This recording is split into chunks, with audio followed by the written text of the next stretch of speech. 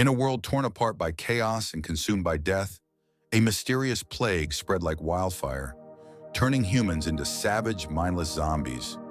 Within the first few months of the outbreak, major cities fell, governments collapsed, and the planet became a battlefield between the living and the dead. Deep underground, in a hidden laboratory, scientists were running experiments on dead bodies to understand the virus and develop a cure.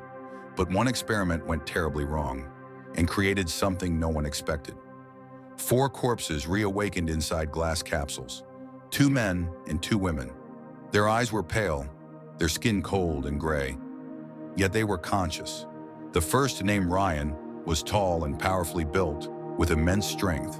The second, Ken, was slim, sharp-minded, and a natural strategist. One woman, Eva, had piercing eyes and unmatched sniper skills. The other, Lily, was agile and fast, with heightened senses like a wild predator. When the 4 realized what had happened to them, they didn't panic. They were no longer fully human, yet they still had memories, thoughts, and emotions. They weren't like the zombies outside, nor were they accepted by the remaining humans. They were something in between, trapped between 2 worlds, unwanted by both. They stepped out into a ruined city, fires burning in the distance, corpses rotting in the streets, and a stench of death hanging thick in the air. The zombies around them didn't attack. Instead, they seemed to sense something. Maybe they recognized them as one of their own, or maybe it was something deeper. But it was the humans who became the real danger. In an abandoned village, they encountered a group of survivors. Ryan approached carefully, hands raised, but the humans screamed in terror. "Zombies! Shoot them!" Bullets flew. Eva took a shot to the shoulder, but instead of blood, a thick black fluid oozed from the wound. Lily screamed, trying to explain they weren't like the others, but fear speaks louder than reason.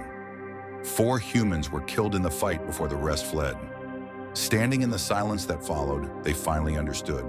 Humans would never accept them, and the zombies couldn't speak for them. They were utterly alone.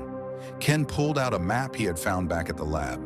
It pointed to a northern military base known as the Iron City, supposedly run by a surviving general named Sly, a man notorious for his hatred of anything non-human. "If we want to survive, we have to change the rules," Ken said.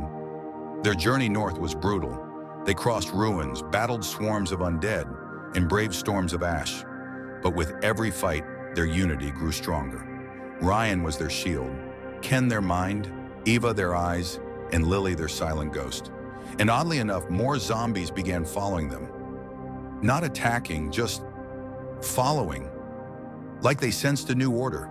When they reached Iron City, they found it surrounded by walls, guns, and soldiers. General Sly ruled it like a tyrant, capturing zombies and experimenting on them. The 4 knew they couldn't negotiate. They had to take it. Ken disabled the power grid. Eva climbed to a sniper's perch. Lily slipped through sewer tunnels. Ryan went straight through the front gate, smashing everything in his path. Explosions shook the compound.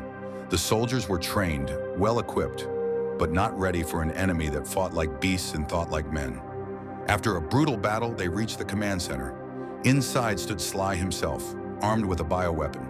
"You are abominations," he roared. "You should not exist." "We didn't ask to be created," Ryan replied. "But now that we're here, we decide what we become." The final battle began.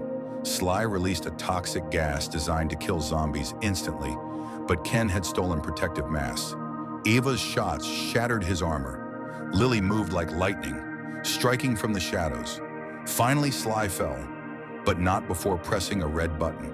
A nuclear countdown began. 10 minutes to self-destruction. Ken raced to the control panel. Ryan blocked the entrance, taking bullet after bullet. Eva held off snipers. Lily kept the soldiers at bay. The timer ticked down. 3 seconds left. 1 second. Click. Shutdown successful. Silence. They collapsed, exhausted but alive. The base was theirs. The threat was over. And through the city's loudspeakers, they sent out a message to the world. "We are not your enemy. We do not want mercy. We want a chance. We are what's left of this world, and we are the future." They left Iron City. They didn't seek power or revenge, only peace. In the northern woods, they founded a new settlement.